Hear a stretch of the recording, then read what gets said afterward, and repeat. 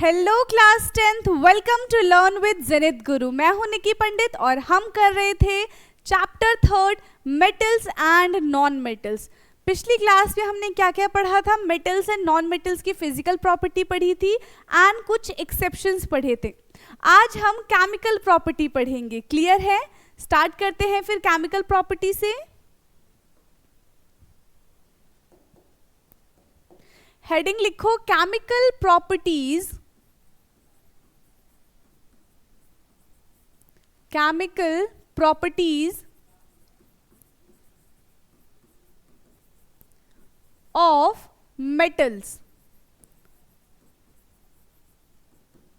पहली chemical property क्या होगी? तो पहली केमिकल प्रॉपर्टी होगी रिएक्टिविटी विद एयर, यानी कि हम मेटल का रिएक्शन किसके साथ कराएंगे? एयर के साथ कराएंगे।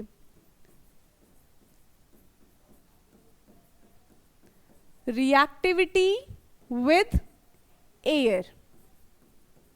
अब देखो क्या करेंगे यहाँ पे। क्या होता है जब हम मेटल का रिएक्शन एयर के साथ कराते हैं, यानी कि ऑक्सीजन के साथ कराते हैं, तो metal plus oxygen give metal oxide, या फिर हम इसको ऐसे लिखें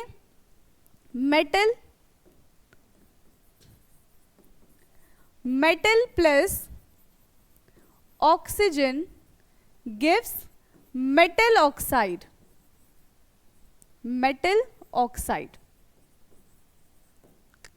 ठीक है। थ्योरी में हम क्या लिख सकते हैं? When metal reacts with oxygen, it gives metal oxide. क्या देता है? Metal oxide. And that metal oxide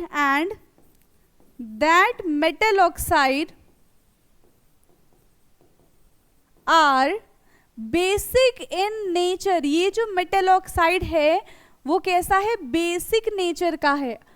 अब क्वेश्चन ये आता है कि बेसिक नेचर का क्यों है। ठीक है, बेसिक नेचर के जानने से पहले कुछ एग्जांपल्स करेंगे कि कैसे मेटल ऑक्सीजन के साथ रिएक्ट करके मेटल ऑक्साइड देता है। ठीक है, एग्जांपल क्या है? जैसे कि हमने ले लिया है यहाँ पे कैल्शियम ले लेते हैं। ठीक है, calcium plus oxygen will give calcium oxide. Clear है? Calcium plus oxygen will calcium oxide. Sodium plus oxygen will give sodium oxide, यानी कि Na2O बनेगा। क्लियर है? दिख रहा है? ठीक है। पोटाशियम के साथ अगर रिएक्शन कराए तो potassium plus oxygen will give K2O, potassium oxide. Clear है? तो ये कुछ रिएक्शंस थे कि कैसे यहाँ पे O2 आएगा। ठीक है, ऐसे खाली O हम नहीं लिखते। अब रिएक्शंस हमने बैलेंस करना कब सीखा था? फर्स्ट चैप्टर में सीखा था, तो यहाँ पे भी हमें बैलेंसिंग करनी है। ठीक है, अब देखो यहाँ पे 2 ऑक्सीजन है, यहाँ पे एक ही ऑक्सीजन है, कर दिया यहाँ पे बैलेंस, और यहाँ पे भी ये हो गया बैलेंस। और इसकी बात करें तो यहाँ पे 2 आ जाएगा, यहाँ पे 4, सेम 4 यहाँ पे आएगा और 2 यहाँ पे आएगा। रिएक्शंस बैलेंस है। हमने अभी तक क्या देखा कि सिंपली जब हम मेटल का रिएक्शन ऑक्सीजन के साथ कराते हैं तो हमें मिलता है मेटल ऑक्साइड, और जो मेटल ऑक्साइड होता है वो बेसिक नेचर का होता है। अब क्वेश्चन आ रहा है, why metal oxides are basic in nature. क्या क्वेश्चन है? Why metal oxides are basic in nature. क्यों जो मेटल ऑक्साइड्स होते हैं वो बेसिक होते हैं नेचर में? इसके पीछे का क्या रीजन है कि जब हम मेटल ऑक्साइड का फर्दर रिएक्शन कराएंगे वाटर के साथ तो वो बेस बनाता है। एग्जाम्पल क्या है? जैसे कि देखो, अगर हमने Na2O मेटल ऑक्साइड का रिएक्शन, ठीक है, मेटल ऑक्साइड का रिएक्शन वाटर के साथ कराया है तो हमें मिलेगा बेस।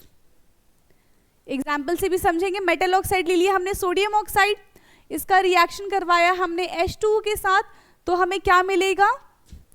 NaOH। रिएक्शन को बैलेंस करेंगे तो यहाँ पे 2 आ जाएगा।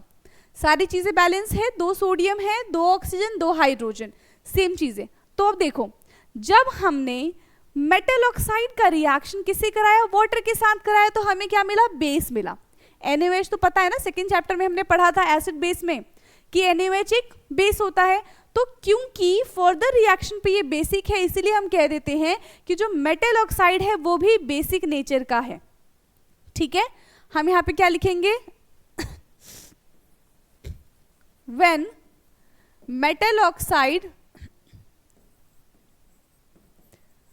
further react with water, it gives base. Hence we say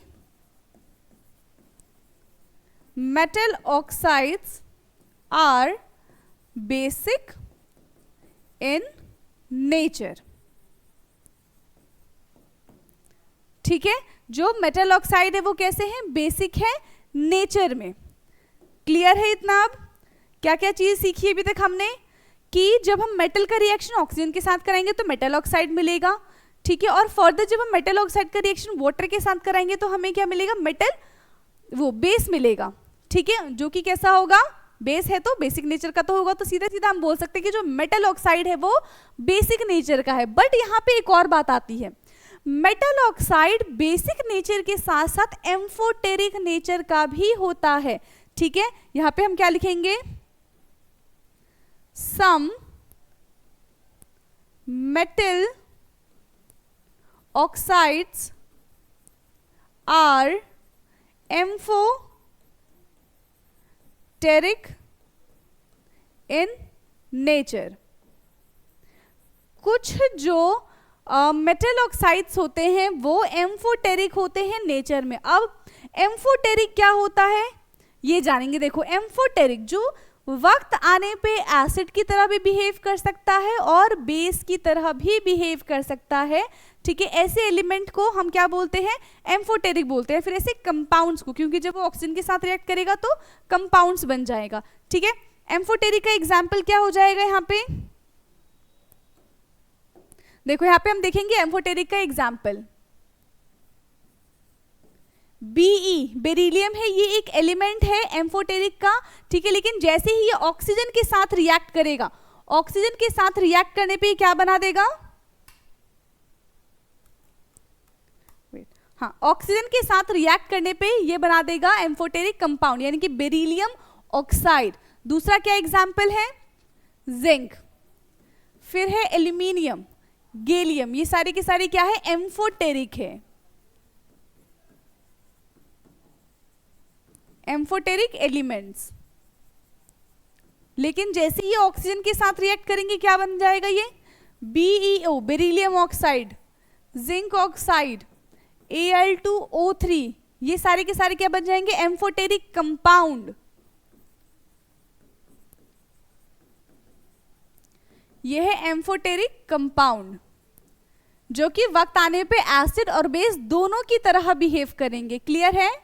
okay, अब हम इसका रिएक्शन देखते हैं कि कैसे ये एसिड और ये बेस की तरह बिहेव करेंगे। एक बार इन कंपाउंड का रिएक्शन हम एसिड के साथ कराते हैं, एक बार इन कंपाउंड का रिएक्शन हम बेस के साथ कराते हैं। तो रिएक्शन क्या बनेगा, जैसे कि यहाँ पे दिया है Al2O3। ठीक है, यहाँ पे हमने एक कंपाउंड ले लिया है, इसका रिएक्शन अगर हम HCl के साथ कराते हैं तो देखो, क्योंकि अभी हमें नहीं पता कि ये एसिड है कि बेस है, पर इसने रिएक्ट किसके साथ किया, HCl के साथ किया। HCl क्या है, यहाँ पे एसिड है, तो ना चाहते हुए भी Al2O3 को बेस की तरह बिहेव करना पड़ेगा। ठीक है, अब क्या बन गया, Al2O3 as a base and HCl as a acid. अब क्या प्रोडक्ट मिलेगा हमें, यहां से मिलेगा AlCl3 और साथ ही साथ क्या मिलेगा, वाटर। क्यों, क्योंकि ये एसिड और बेस का रिएक्शन है। Acid plus base will give salt plus water, salt और यहां से हमें मिल गया वाटर। क्लियर है? अब इस रिएक्शन को हम बैलेंस कर देंगे। यहाँ पे 2 एल्यूमिनियम है तो यहाँ पे 2 की मल्टीप्लीकेशन होगी, क्लोरीन हो गया है 6 तो यहाँ पे 6 की मल्टीप्लीकेशन और यहाँ पे 3 की मल्टीप्लीकेशन। क्लियर है? हो गया ये reaction balance. Aluminium oxide plus HCl will give aluminium chloride plus water. Okay, तो अब देखो, एक बार हमने देख लिया कि एल्यूमिनियम ने एसिड के साथ रिएक्ट किया तो एज अ बेस की तरह बिहेव किया। अब अगर हम ये Al2O3 का रिएक्शन बेस के साथ कराते हैं तो क्या हो जाएगा? ठीक है, अब देखो Al2O3 इसका रिएक्शन हम कराते हैं NaOH के साथ। ठीक है, NaOH के साथ, तो NaOH क्या है? ये है अब बेस। तो Al2O3 को किसकी तरह बिहेव करना पड़ेगा? एसिड की तरह बिहेव करना पड़ेगा। और अब हमें प्रोडक्ट क्या मिलेगा? NaAlO3। ठीक है, O2 सॉरी NaAlO2, इसका नाम क्या है? Sodium aluminate. क्या हो जाएगा? Sodium aluminate. NaAl2 अभी भी देखो एसिड एंड बेस है, तो ये क्या बना हमारा? ये है सॉल्ट, और इसके साथ हमें मिल जाएगा वाटर। अब इस रिएक्शन को हम बैलेंस करेंगे, तो कैसे इस रिएक्शन को बैलेंस करेंगे हम? यहाँ पे 2 एल्यूमिनियम है, वहां पे एक ही एल्यूमिनियम है, तो क्या करेंगे हम? इधर 2 की मल्टीप्लीकेशन हो जाएगी, फिर यहाँ पे भी 2 की मल्टीप्लीकेशन करनी पड़ेगी। अब देखो रिएक्शन बैलेंस है कि नहीं है? 2 सोडियम 2 सोडियम, यहाँ पे एक ही एल्यूमिनियम, हाँ 2 एल्यूमिनियम हो गया, यहाँ पे भी 2 एल्यूमिनियम है। ऑक्सीजन इधर कितने हैं? 3 + 2 5 ऑक्सीजन है। ठीक है, एंड 2 × 4 + 1 5 ऑक्सीजन यहाँ पे भी है। हाइड्रोजन यहाँ पे 2 है और वहां पे भी 2 हाइड्रोजन है। क्लियर है? तो ये हमारा क्या हो गया? इस तरीके से हम ये पता कर सकते हैं कि एम्फोटेरिक कंपाउंड्स या फिर एम्फोटेरिक एलिमेंट्स क्या होते हैं, और एसिड के साथ रिएक्ट करने पे वो क्या बनेंगे, और बेस के साथ रिएक्ट करने पे उसका क्या होगा। ठीक है, क्लियर है इतना? एम्फोटेरिक की कहानी समझ आई? कौन कौन से एलिमेंट्स एम्फोटेरिक होते हैं? ये beryllium, zinc, aluminium and gallium. अब देखो, हम रिएक्टिविटी की बात कर रहे थे, तो क्या सारे एलिमेंट्स एक जैसे रिएक्ट करेंगे ऑक्सीजन के साथ? ऐसा है क्या? क्योंकि जब हमने रिएक्टिविटी सीरीज पढ़ी थी तो वहां पे हमने क्या देखा था कि कुछ जो एलिमेंट्स होते हैं वो विग्रसली रिएक्ट करते हैं, कुछ मॉडरेट होते हैं और कुछ तो रिएक्ट ही नहीं करते, है ना। जब हमने रिएक्टिविटी सीरीज पढ़ी थी तो क्या देखा था, जो टॉप वाले एलिमेंट्स होते हैं दे आर हाईली रिएक्टिव, और जो मिडल वाले होते हैं वो क्या करते हैं, ऑक्सीजन के साथ सिर्फ एक लेयर चढ़ाते हैं, एंड जो लीस्ट रिएक्टिव एलिमेंट्स होते हैं वो तो रिएक्ट ही नहीं करते। ठीक है, हम यहाँ पे क्या लिखेंगे? Not every elements have same reactivity, not every elements have same reactivity towards air, और हम ब्रैकेट में ऑक्सीजन मान के चलते हैं, एयर यहाँ पे यानी कि ऑक्सीजन के साथ हम रिएक्शन करा रहे। कैसे? अगर हम बात करें सोडियम और पोटाशियम की, तो क्या होता है, सोडियम और पोटाशियम विग्रसली रिएक्ट करते हैं किसके साथ? ऑक्सीजन के साथ, इसीलिए उनको खुले में हम नहीं रखते हैं, इनको हम किस में रखते हैं? कैरोसिन में रखते हैं। तो हम यहाँ पे क्या लिखेंगे? As we no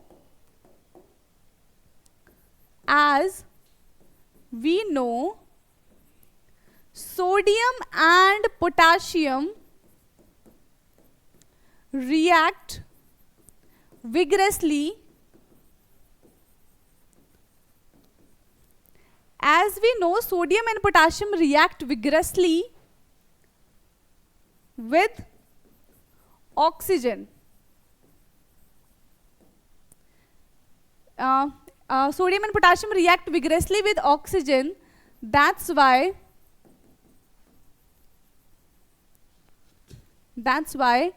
we cannot keep them in open. Hence, it kept in, किस में रखते हैं? Kerosene. Hence, it kept in kerosene. Clear है? Sodium and potassium react vigorously with oxygen. That's why we cannot keep them in open. It is kept in kerosene, ठीक है। तो इसीलिए हम इसको किस में रखते हैं, कैरोसिन में रखते हैं। हम सबकी अलग अलग रिएक्टिविटी देख रहे हैं। अभी हमने सोडियम और पोटाशियम का देखा, अब हम किसका देखेंगे, चाहे मैग्नीशियम हो जो मॉडरेट रिएक्ट करते हैं, वो किस तरीके से रिएक्ट करेंगे, ये हाईली रिएक्टिव है, ठीक है। हम यहाँ पे क्या लिख सकते हैं, sodium and potassium, sodium and potassium highly, sodium and potassium are highly reactive towards oxygen, ये हाईली रिएक्टिव होते हैं टुवर्ड्स ऑक्सीजन। क्लियर है, क्योंकि ये वैसे भी टॉप पे आते हैं और टॉप वाले एलिमेंट्स क्या होते हैं, हाईली रिएक्ट करते हैं। इसके बाद क्या है,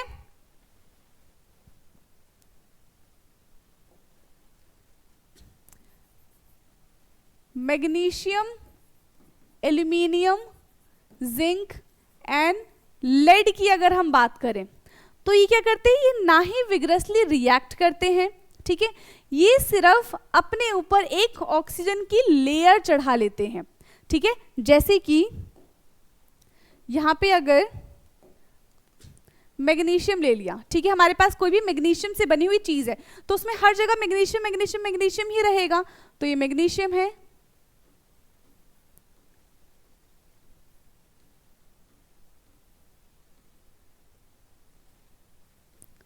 ठीक है। यहाँ पे magnesium magnesium magnesium magnesium and magnesium, ऐसा कुछ है, ठीक है। अब क्या हुआ, ऑक्सीजन ने इसके साथ रिएक्ट किया। अब जब ऑक्सीजन इन टाइप के एलिमेंट्स के साथ रिएक्ट करते हैं तो ये उसके ऊपर रिएक्ट करेंगे, यहां सब पे ऑक्सीजन चढ़ गया, ठीक है। अब जब यहां ऑक्सीजन चढ़ गया, सरफेस पे ऑक्सीजन चढ़ गया, तो देखो जो अंदर वाले एलिमेंट्स है, जो अंदर वाले मैग्नीशियम है, ये सारे ये कैसे हो गए, ये प्रोटेक्ट हो गए, ठीक है। अब ऊपर जब लेयर लग गई है तो उसको फर्दर जब हम रिएक्शन कराएंगे तो वो रिएक्शन को नहीं होने देगा, रिएक्शन रुक जाएगी यहीं पे, ठीक है। तो इनके साथ क्या करता है, चाहे मैग्नीशियम हो, एल्यूमिनियम हो, जिंक हो या फिर लेड हो, इन सब के ऊपर ऑक्सीजन एक प्रोटेक्टिव लेयर चढ़ा लेता है, जिसकी वजह से फर्दर जो आगे होने वाली रिएक्शंस होती हैं वो रुक जाती हैं। क्लियर है, ठीक है, इतना समझ आया। तो इसमें हम क्या लिखेंगे, magnesium magnesium aluminium zinc and lead react with air to form a protective layer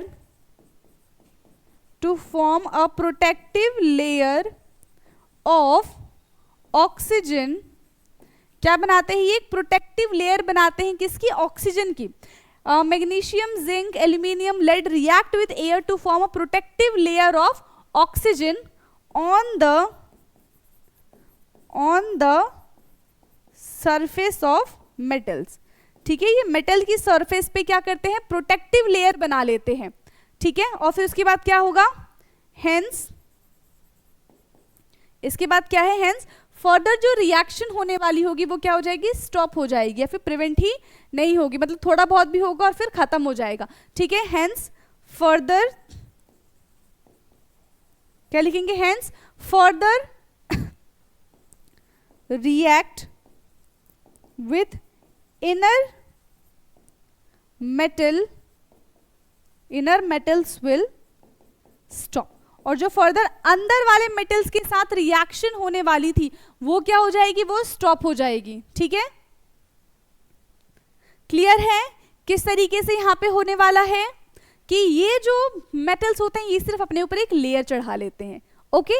अब इसके बाद क्या आता है, इसके बाद हम बात करेंगे आयरन की, कि आयरन कैसे रिएक्ट करता है ऑक्सीजन के साथ।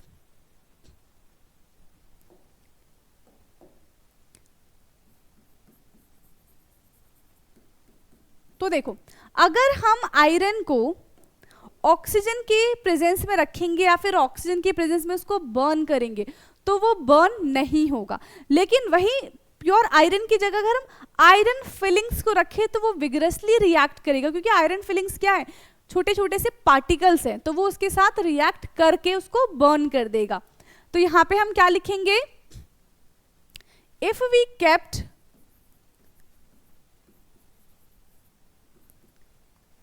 आयरन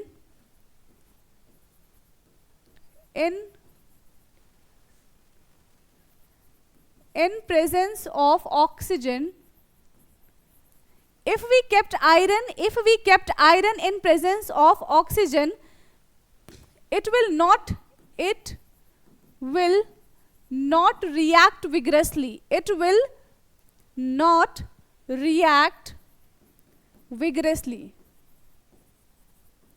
वो क्या करेगा, इसके साथ विग्रेसली रिएक्ट नहीं करेगा। बट यहां पे क्या होगा, बट अगर हम आयरन फिलिंग्स रखें, ठीक है, तो वो क्या करेगा, उसके साथ विग्रेसली रिएक्ट कर लेगा। तो यहां पे हम क्या लिखेंगे, बट इफ आयरन फिलिंग्स, जो कि क्या है, फाइन पार्टिकल्स है, फाइन पार्टिकल्स, तो if iron filings react with air,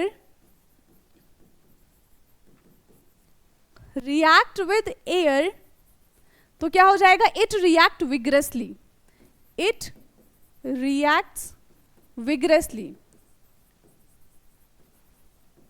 वो क्या करेगा, vigorously इसके साथ रिएक्ट करेगा।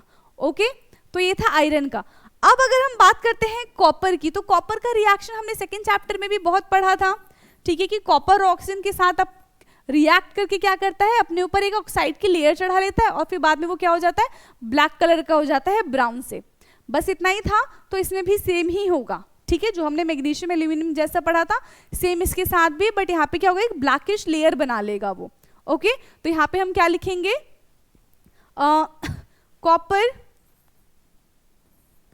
कॉपर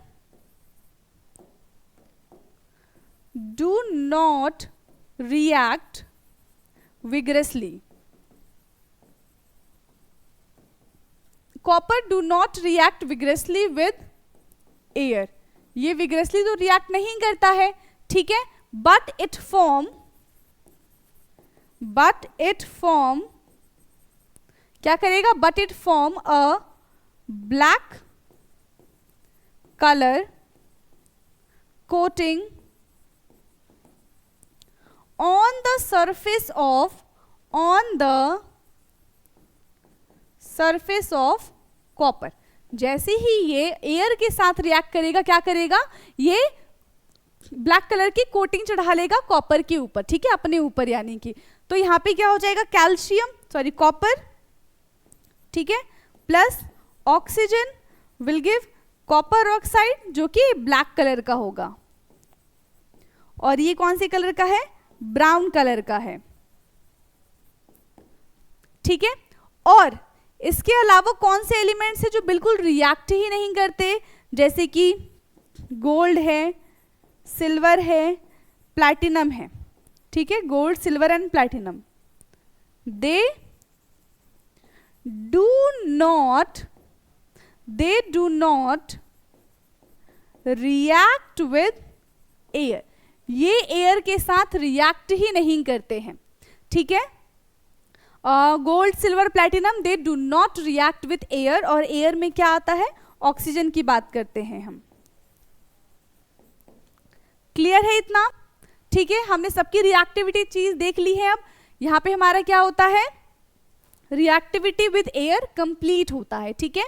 आज की क्लास में हम एक ही रिएक्टिविटी पढ़ेंगे। अब क्या है, एनोडाइजिंग समझते हैं, एनोडाइजिंग क्या होता है। ओके,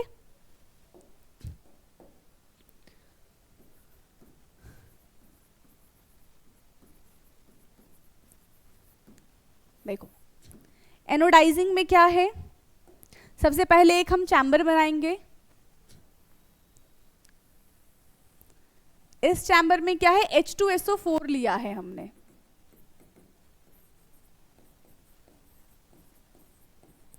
और इसमें है इलेक्ट्रोड जो कि एल्यूमिनियम की है। किसकी इलेक्ट्रोड है, एल्यूमिनियम की।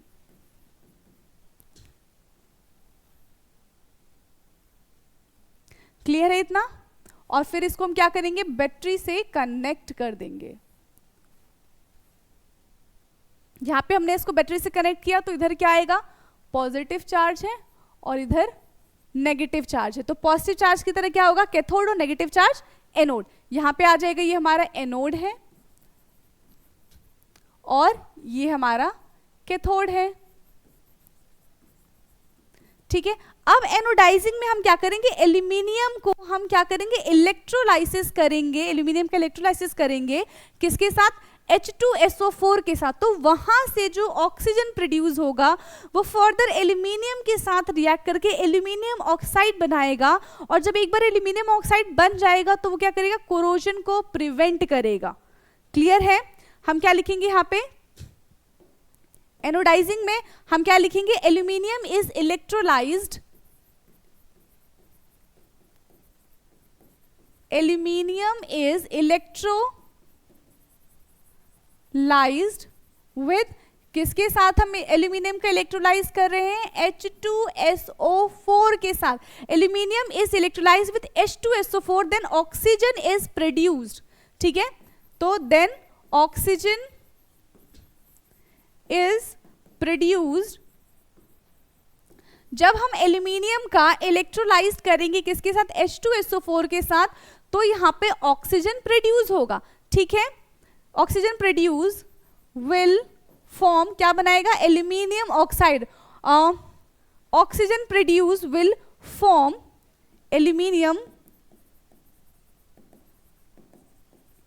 एल्यूमिनियम ऑक्साइड, यानी कि Al2O3, ये एल्यूमिनियम ऑक्साइड बनाएगा। Aluminium oxide layer on aluminium electrode, on aluminium electrode.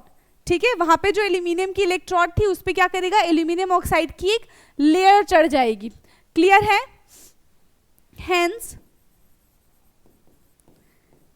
Hence it become, क्या हो जाएगा, hence it become resistance, hence it become resistance towards, hence it become resistance towards, क्या हो जाएगा यहाँ पे, कोरोजन। क्योंकि देखो ऑलरेडी ऑक्सीजन की लेयर चढ़ी हुई है। ठीक है, तो फर्दर उस पे ऑक्सीजन की लेयर कितनी भी चढ़ा दो उससे फर्क नहीं पड़ेगा, और ये क्या करेगा, रेजिस्ट करेगा, किसको, कोरोजन को रेजिस्ट करेगा। ठीक है, क्या था एनोडाइजिंग, हमने एल्यूमिनियम को इलेक्ट्रोलाइज कराया H2SO4 के साथ, उससे जो ऑक्सीजन प्रोड्यूस हुआ वो रिएक्ट करेगा एल्यूमिनियम के साथ। ठीक है, और एल्यूमिनियम ऑक्साइड बनाएगा, एल्यूमिनियम ऑक्साइड की लेयर बनाएगा किस पे, एल्यूमिनियम इलेक्ट्रोड पे, जो कि फर्दर रेजिस्ट करेगा किससे, कोरोजन से। ओके, रिएक्शन लिखते हैं, रिएक्शन क्या है, देखो यहीं पे हम रिएक्शन लिख देते हैं। तो यहाँ पे क्या था, सबसे पहले H2SO4।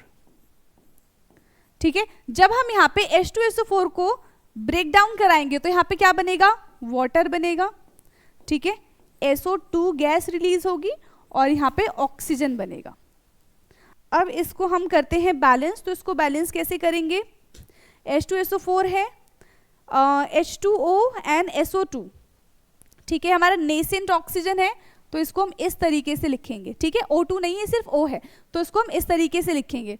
तो क्या हो जाएगा, 12, 6 और यहाँ पे भी आएगा 6, तो 6 2 जा 12, 6 2 जा 12, 6 सल्फर है, यहाँ पे भी 6 सल्फर है, और 6 4 जा 24 एंड 6 और 6।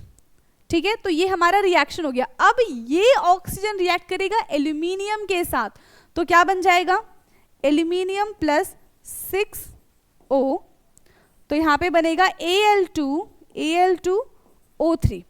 ठीक है, Al2O3, तो यहाँ पे 2 आएगा और नहीं, यहाँ पे 4 आएगा,